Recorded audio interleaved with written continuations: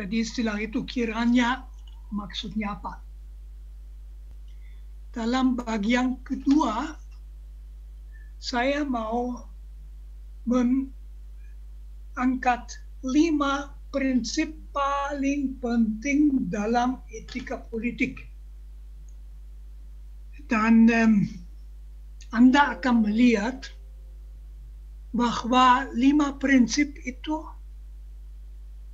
tanpa dipaksa dapat dimasukkan dalam kerangka 5 sila Pancasila.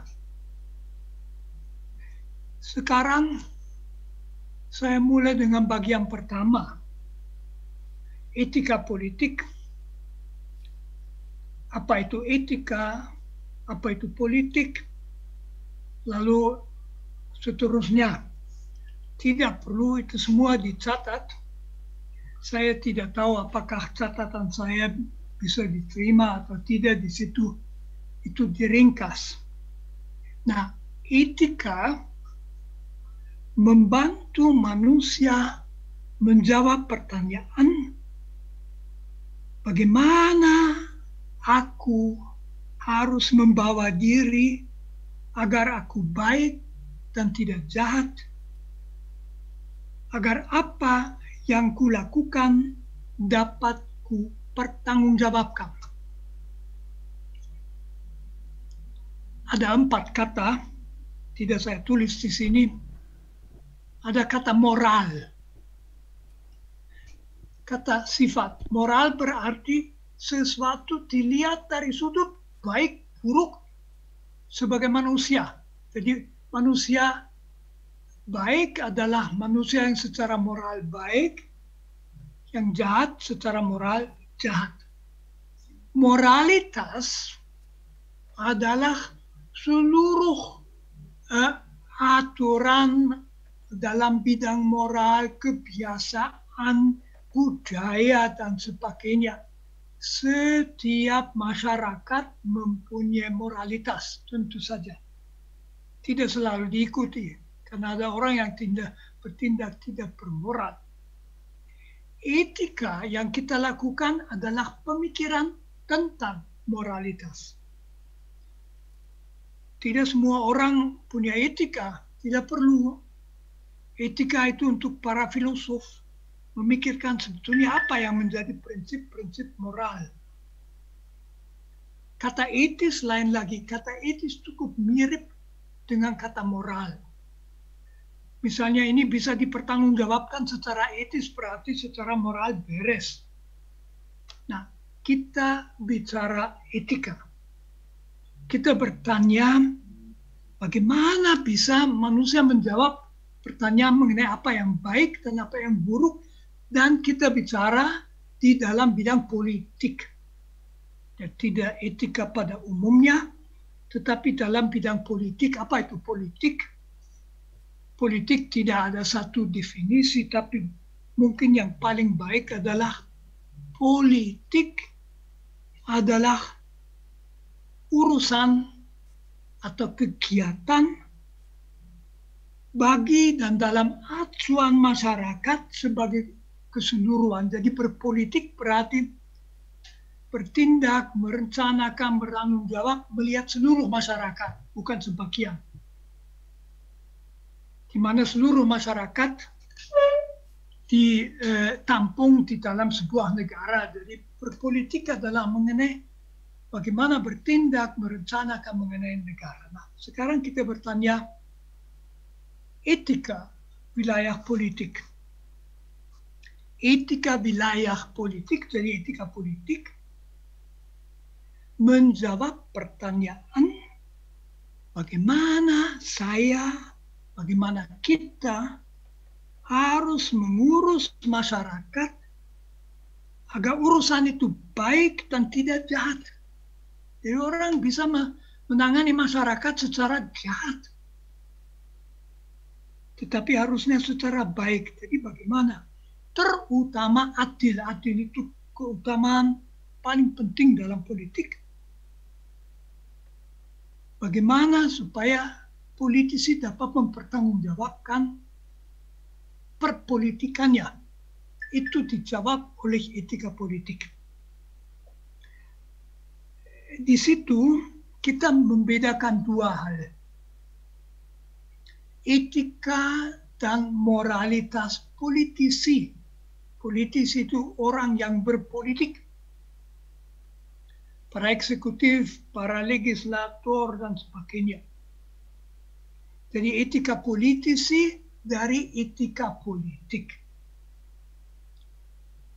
Etika politisi secara singkat saja akan saya singgung, menyangkut moralitas politisi.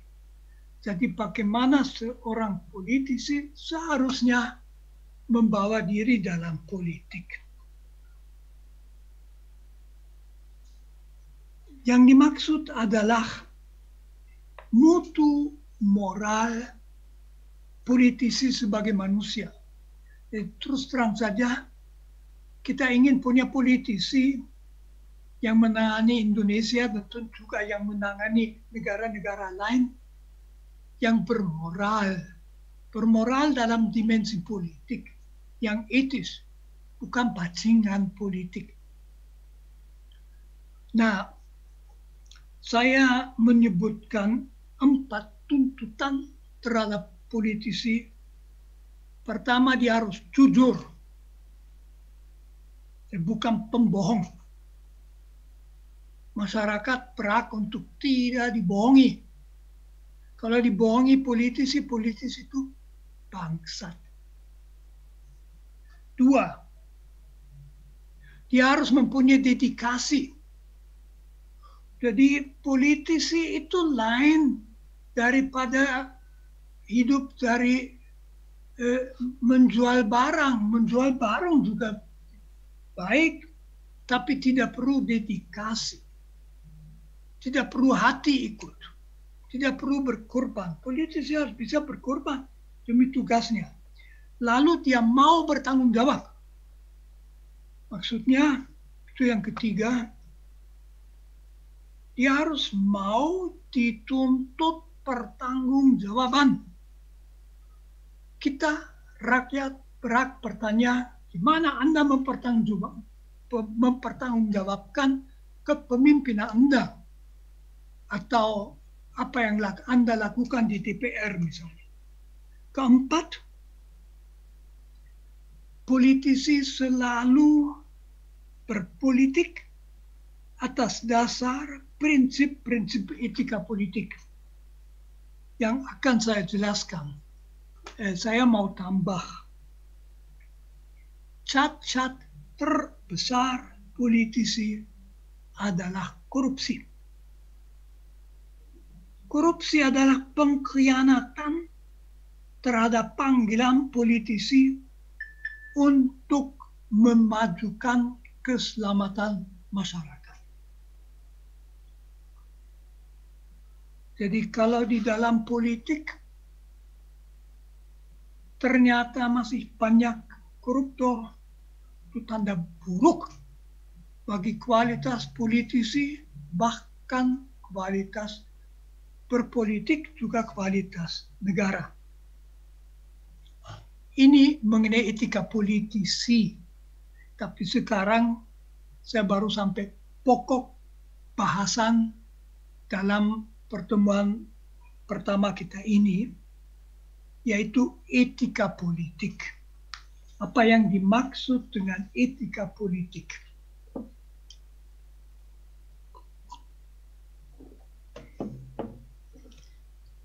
Etika politik memuat prinsip dan patokan agar institusi, lembaga-lembaga, sistem politik menjalankan fungsinya secara etis.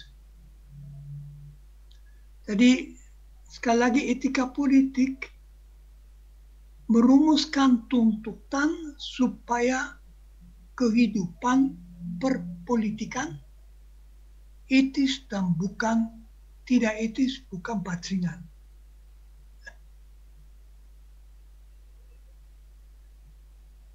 Jadi etika politik menunjuk bagaimana harus mempertanggungjawabkan secara etis dari sudut etika, perpolitikan, dan terutama harus sesuai dengan martabat manusia. Politik hanya etis kalau menghormati martabat manusia. Kalau manusia diperlakukan kayak binatang, itu politik kayak binatang. Pada dasarnya, ini wilayah etika politik. Jadi di mana etika politik diterapkan ada dua, hukum dan negara. Hukum dan negara. Dua-duanya menata masyarakat. Hukum adalah penataan masyarakat normatif.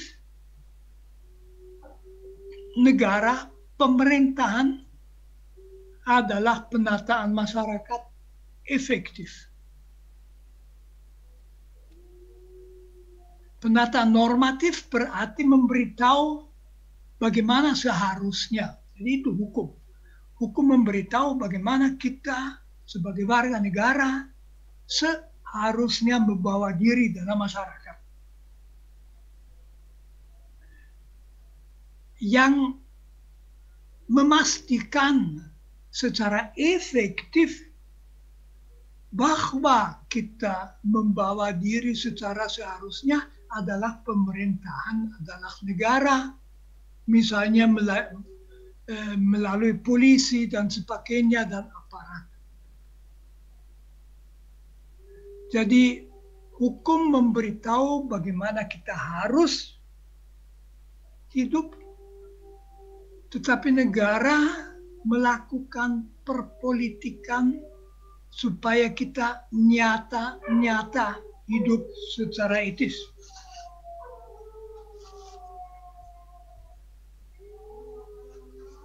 Yang akan dituntut oleh negara dalam rangka etika adalah pertama bahwa kita harus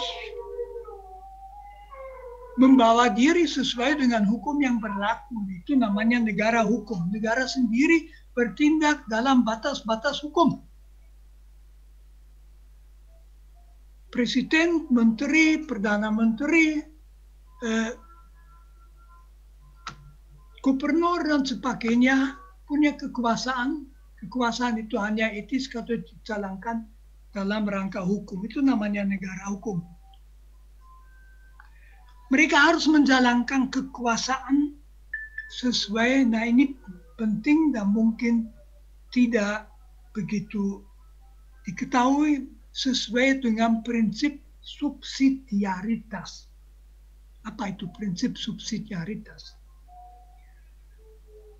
Prinsip subsidiaritas mengatakan negara hanya menjalankan fungsi-fungsi yang tidak bisa dijalankan oleh masyarakat sendiri. Jadi prinsip subsidiaritas mengatakan lembaga lebih tinggi fungsinya subsidiar, membantu, melengkapi.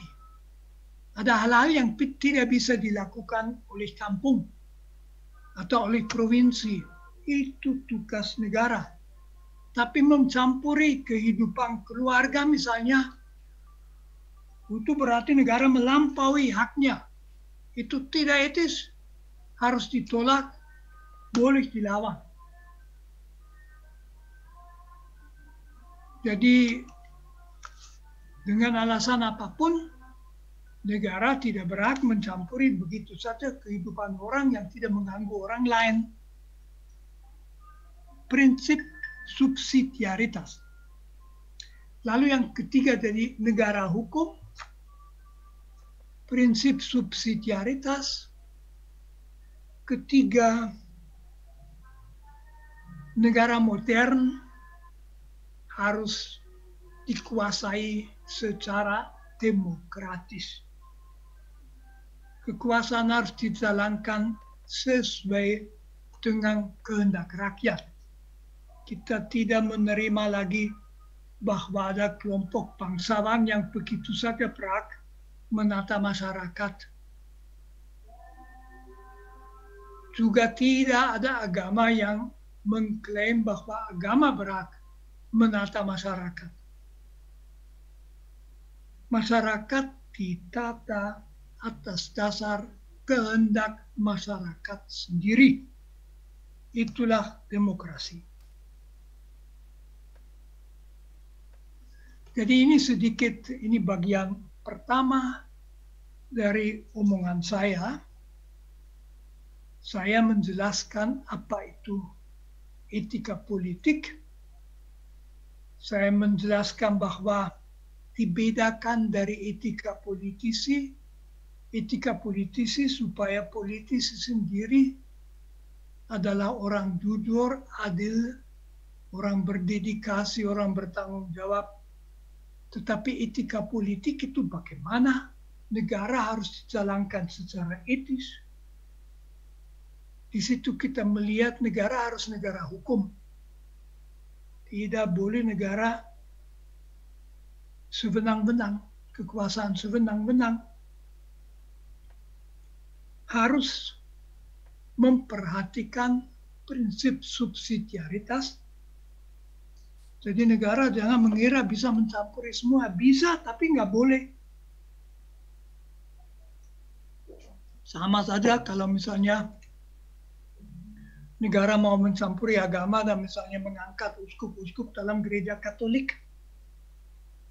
Itu yang dicoba dan dilakukan oleh pemerintah Cina komunis. Baru beberapa tahun akhirnya berhasil tercapai suatu kesepakatan antara pemerintah komunis Cina dengan Vatikan. Bahwa Cina sendiri mengangkat uskup-uskup yang tentu oleh gereja tidak diakui adalah pelanggaran berat etika politik.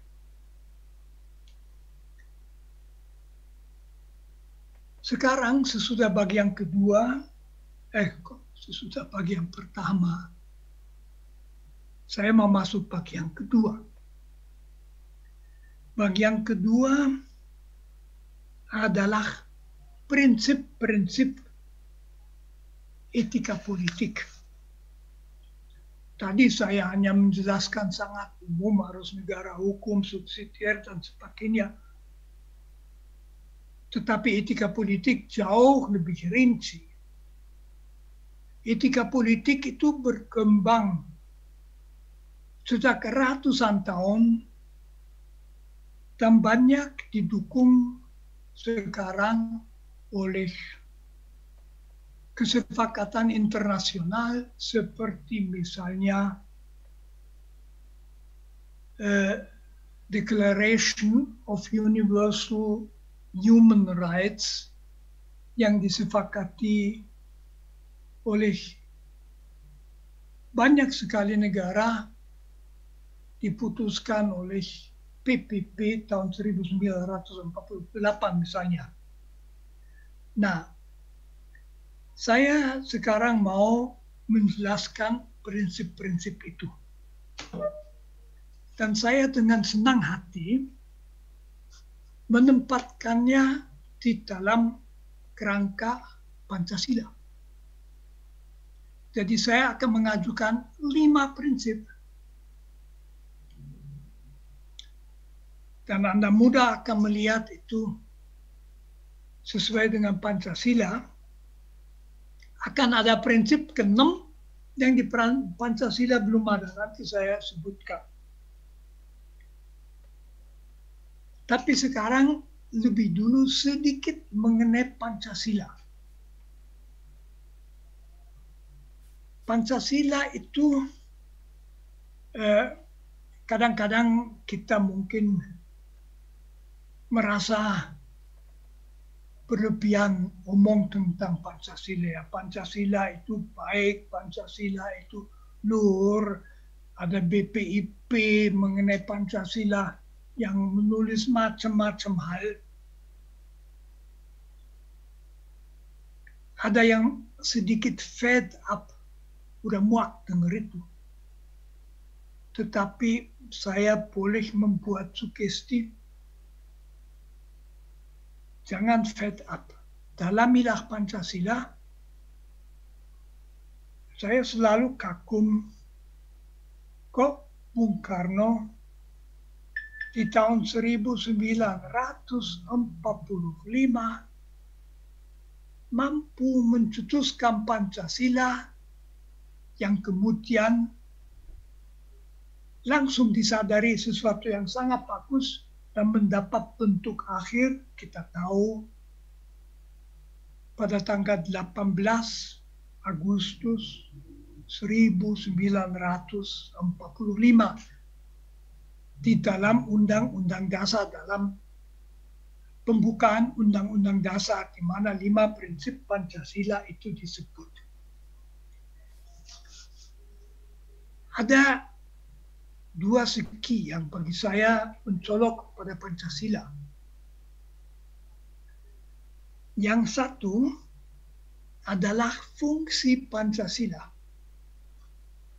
Itu sedikit keluar dari tema saya, tapi saya rasa tidak apa-apa. Mengapa Pancasila itu begitu penting? Pancasila kan 5 prinsip yang mempersatukan bangsa Indonesia. Semoga dari Sabang sampai Merauke. Nah, apa kekhasan bangsa Indonesia? Kita tahu semua kekhasan bangsa Indonesia adalah itu bangsa yang amat majemuk. Bangsa paling majemuk di dunia. Ratusan bahasa dan budaya. Perbedaan etnik yang tajam. Semua agama ada, dalam agama sendiri orientasi juga berbeda. Maka ada yang bilang, orang Amerika yang bilang, Indonesia the improbable nation. Negara yang nggak masuk akal. Mengapa nggak masuk akal? Karena begitu banyak apa yang mempersatukan. Beda sekali misalnya dengan Polandia atau Korea, ada 2 negara. Polandia itu satu bangsa, satu bahasanya orang Polandia ada di situ. Di Koreanya ada orang Korea itu. Budayanya juga cukup homogen. Nah, Indonesia enggak begitu. Kok bisa bersatu? Itu Bung Karno udah sadar itu. Tentu karena suatu pengalaman bersama. Pengalaman perjuangan kemerdekaan melawan para penjajah. Dan mereka bisa bersatu karena meskipun bahasa berbeda, adat berbeda, orientasi agama berbeda, bersatu dalam 5 sila itu. Itu menghasilkan sesuatu yang misalnya tidak ada di Myanmar. Saya selalu mengambil contoh negatif Myanmar. Yang kita tahu 2 hari yang lalu, Aung San Suu Kyi dikudeta lagi oleh militer itu yang gawat. Nah, di Indonesia ada ratusan komunitas, saya pakai kata komunitas. Komunitas budaya, etnik, dan religius berbeda dengan identitas masing-masing. Nah, identitas Indonesia karena ditentukan oleh Pancasila, tidak menekan apalagi mengancam identitas masing-masing, melainkan melindungi dan bahkan mengangkat. Sehingga di Indonesia orang Jawa tidak perlu kurang Jawa, orang Bugis tidak perlu kurang Bugis, orang Batak tidak perlu kurang Batak dengan menjadi orang Indonesia. Orang Islam tidak perlu mengurangi keislamannya. Orang Katolik tidak perlu kurang Katolik, Protestan tidak perlu kurang Protestan, dan orang Hindu tidak perlu kurang Hindu dengan menjadi Indonesia. Identitas Indonesia mendukung dan mengangkat identitas masing-masing. Karena itu Indonesia begitu kuat. Karena itu Indonesia di tahun 98, 99 tidak pecah. Waktu itu banyak orang bilang Indonesia nanti kayak Yugoslavia, kayak Uni Soviet akan pecah. Tidak jadi pecah. Saya masih sedikit meneruskan. Myanmar itu begitu gawat. Mereka tidak punya Pancasila. Dulu malah namanya Burma, itu mereka ubah dari Myanmar. Karena mayoritas adalah orang Burma beragama Buddha. 60% adalah orang Burma, suku Burma.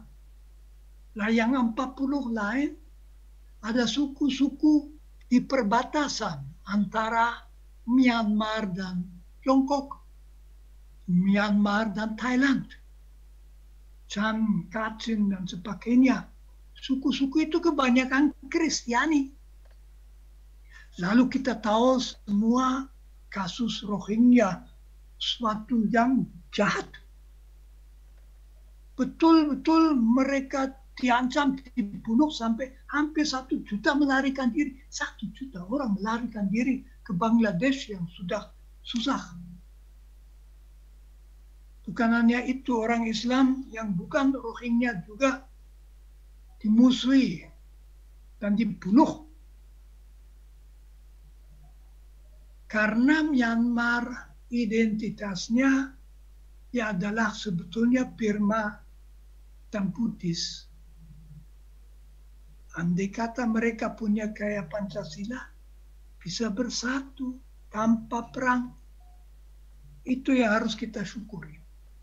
Lalu Pancasila masih ada sesuatu yang menarik. Selalu ditekankan dan sangat tepat bahwa Pancasila, 5 sila Pancasila mengangkat prinsip-prinsip dasar yang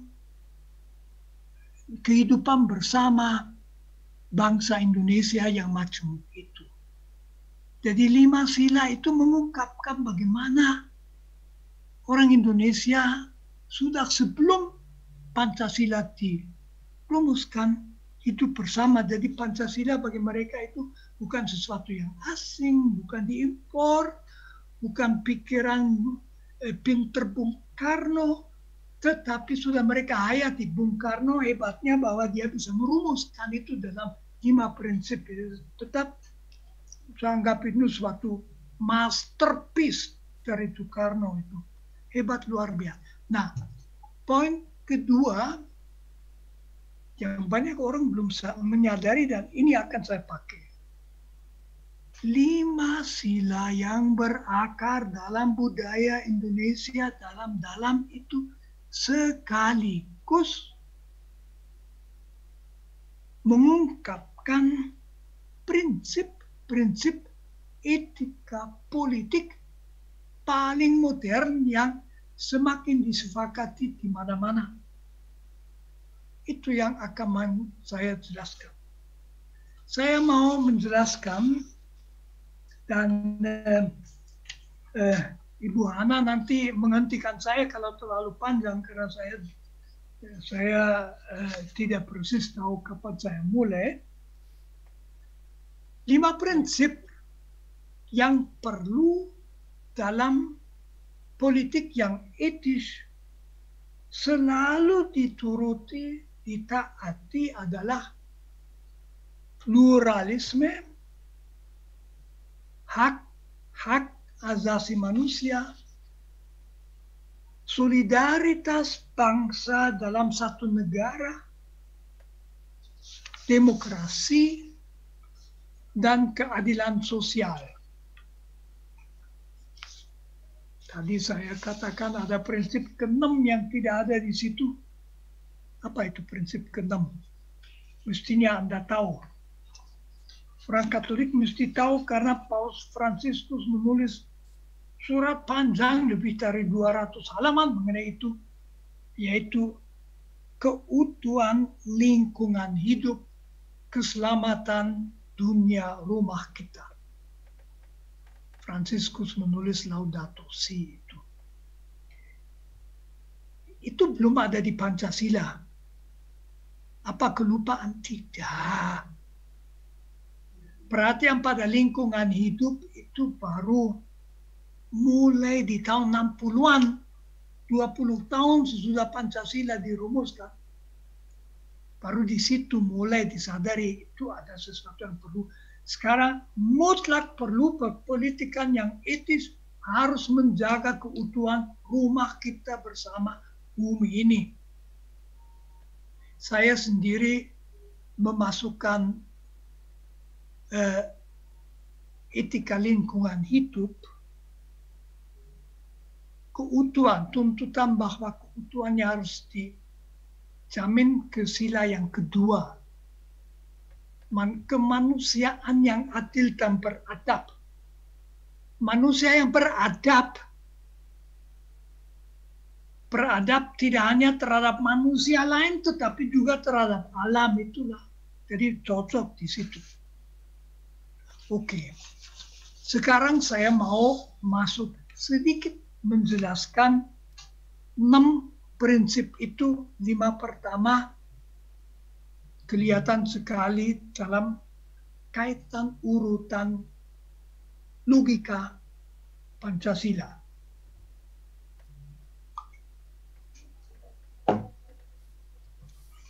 Pluralisme. Bagi bangsa yang majemuk seperti bangsa Indonesia. Sekali lagi sebetulnya juga bagi bangsa seperti Myanmar, India, Sri Lanka yang semua tidak punya Pancasila. Harus ada kesediaan untuk menerima kemajemukan bangsa. Jadi bersedia toleran terhadap kemajemukan. Menerima bahwa tetangga barangkali secara religius berbeda, beragama berbeda, kultural berbeda.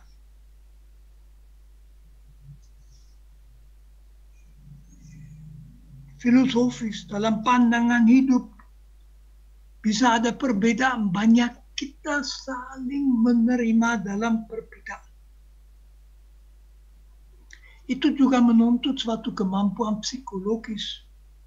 Jadi kalau kita setiap kali marah melihat orang beragama lainnya, gawat itu. Kita mesti merasa rileks, ada orang yang menghormati Tuhan dengan cara yang berbeda. Tuhan tahu. Kalau tidak rileks, selalu menggerutu, kok kafir seperti itu. Belum tahu apa itu pluralisme. Pluralisme tidak berarti mengatakan semua sama benar, sama sekali tidak mengatakan tentang kebenaran, melainkan tentang saling menghormati di dalam perbedaan. Jadi kesediaan untuk hidup secara positif, damai, dan biasa, normal bersama warga masyarakat yang berbeda. Itulah pluralisme mengaplikasikan pengakuan terhadap kebebasan suara hati. Itu penting. Menghormati bahwa orang tidak boleh dipaksa bertindak melawan suara hati. Kebebasan beragama tidak ada kaitan dengan kita menganggap agama itu benar atau tidak, bukan urusan kita. Kebebasan, menghormati kebebasan setiap orang dan kelompok orang untuk mengikuti apa yang mereka yakini. Tuhan yang tahu. Kebebasan berpikir, kebebasan mencari informasi, toleransi. Masih banyak yang perlu kita lakukan. Lawan pluralisme adalah intoleransi. Segenap paksaan dalam hal agama. Kepicikan ideologis yang mau memaksakan pandangannya kepada orang lain.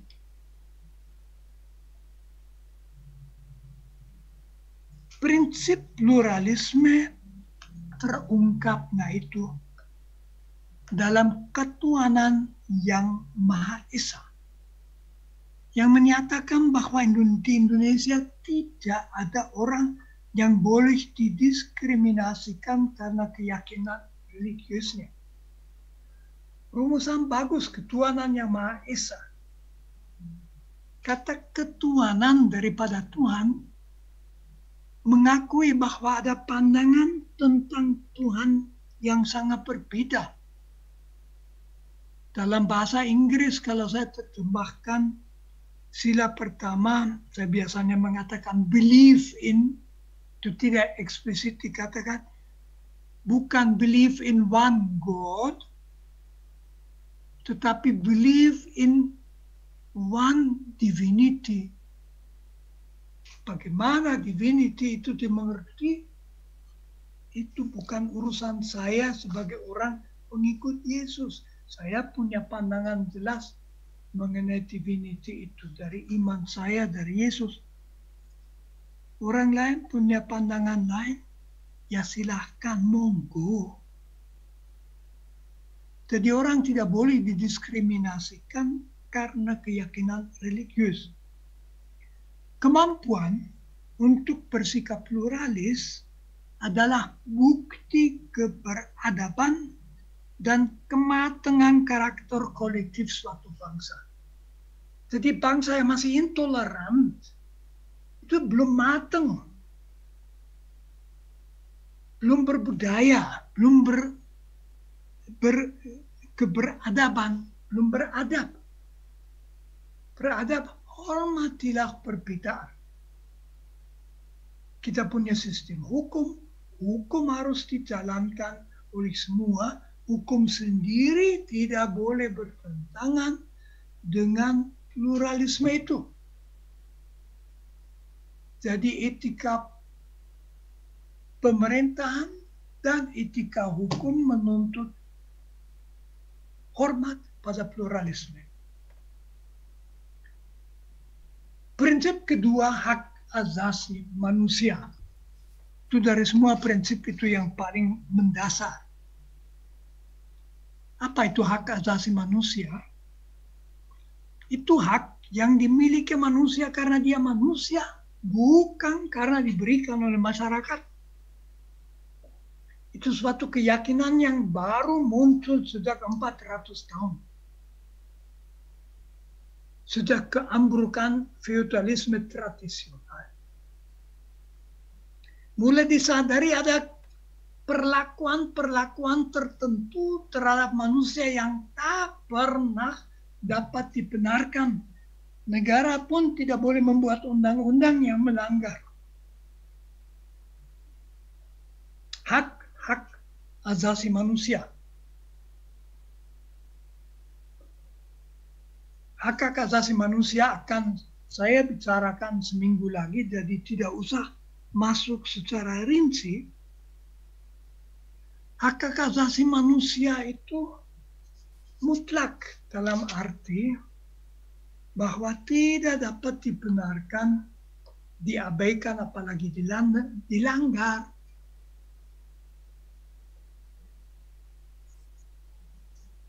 Sekaligus kontekstual karena dalam konteks pramodern sepertinya belum perlu karena kemanusiaan dijaga oleh tradisi-tradisi lama, tapi tradisi itu sekarang tidak lagi kuat, maka perlu.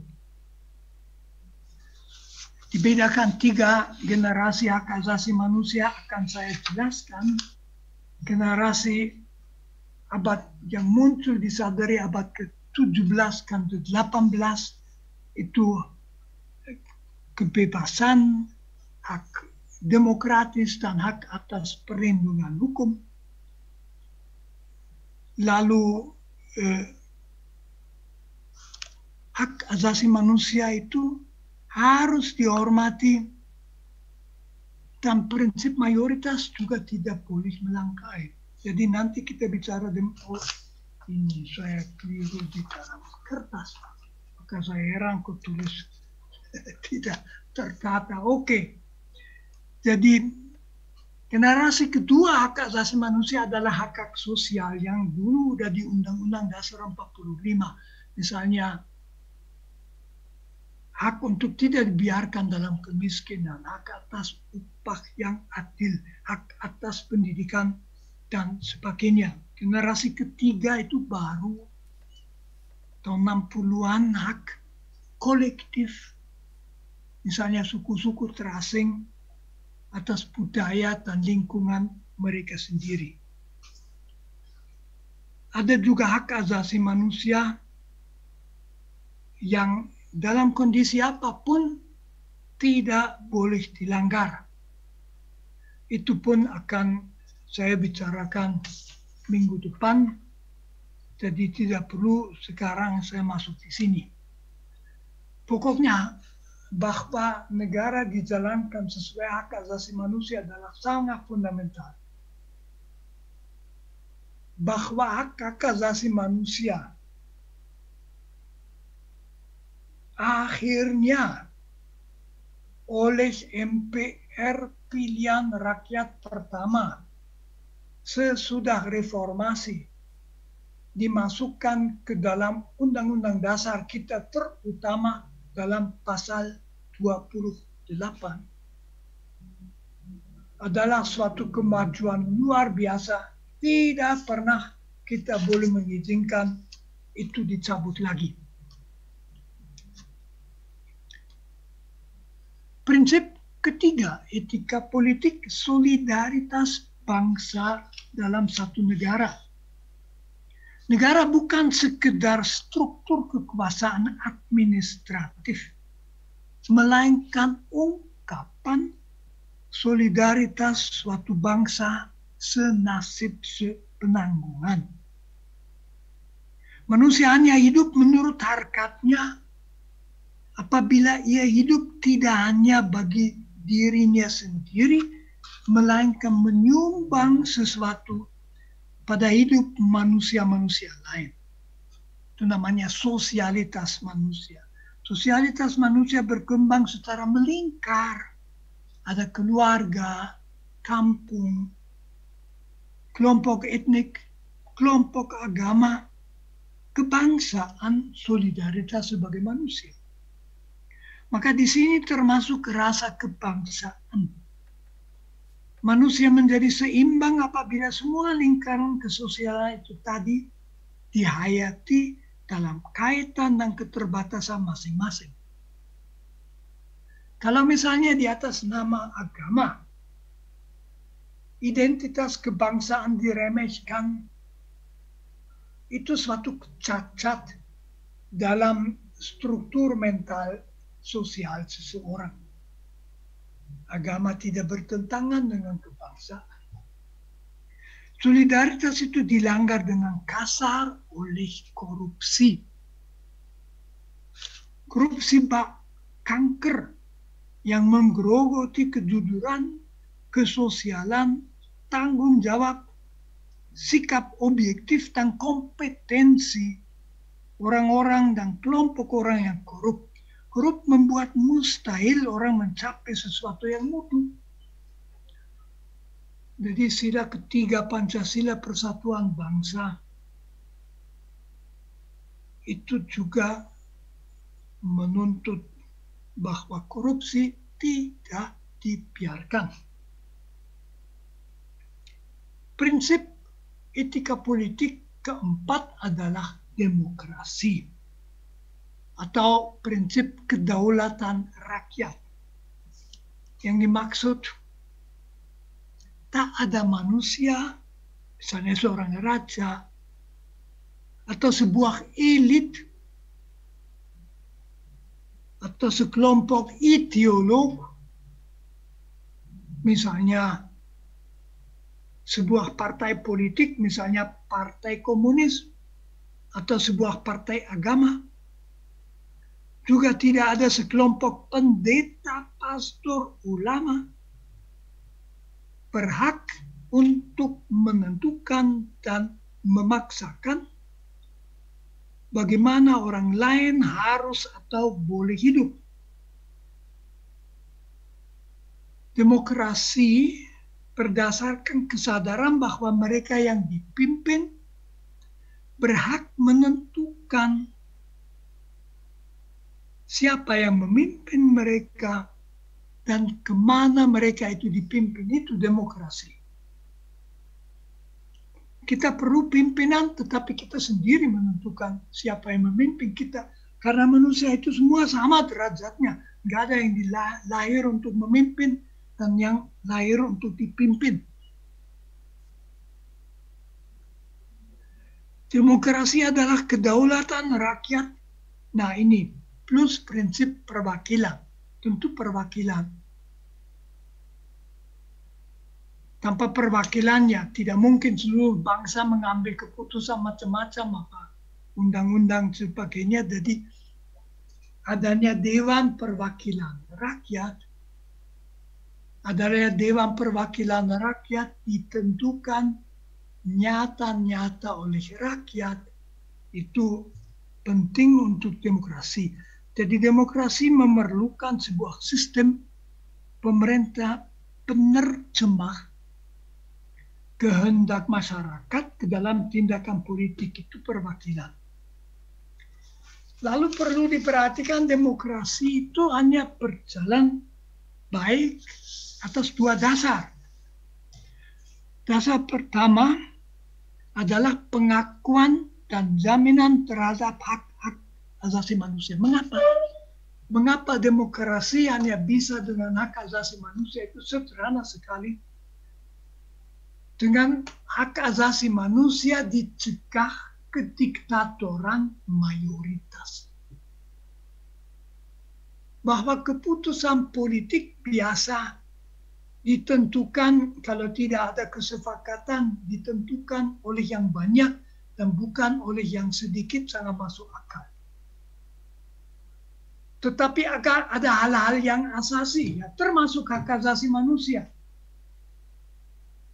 Di situ berlaku hands off. Hands off itu terungkap dalam hak asasi manusia. Jadi sesuatu yang menjadi hak asasi manusia oleh mayoritas pun tidak bisa diubah. Ya, kita selalu tahu itu hak untuk beribadat menurut keyakinan sendiri tidak boleh oleh mayoritas, baik mayoritas bangsa maupun mayoritas lokal, dibatasi. Itu hak dasar. Kadang-kadang kita harus terima terpaksa. Itu tidak benar, itu merusak demokrasi. Demokrasi jangan menjadi kediktatoran. Mayoritas bisa semua, yang enggak. Cara kedua, kekuasaan dijalankan atas dasar dalam ketaatan terhadap hukum. Jadi demokrasi juga menaati hukum. Kalau mau, para wakil rakyat bisa mengubah hukum. Tetapi pemerintah harus berjalan atas dasar hukum. Tidak bisa secara sebenang-benang misalnya mengambil hak milik. Sila yang kelima, keadilan sosial. Keadilan merupakan norma moral paling dasar dalam kehidupan masyarakat. Maksud baik apapun kandas apabila melanggar keadilan. Jadi berbuat baik tetapi melanggar keadilan tidak baik.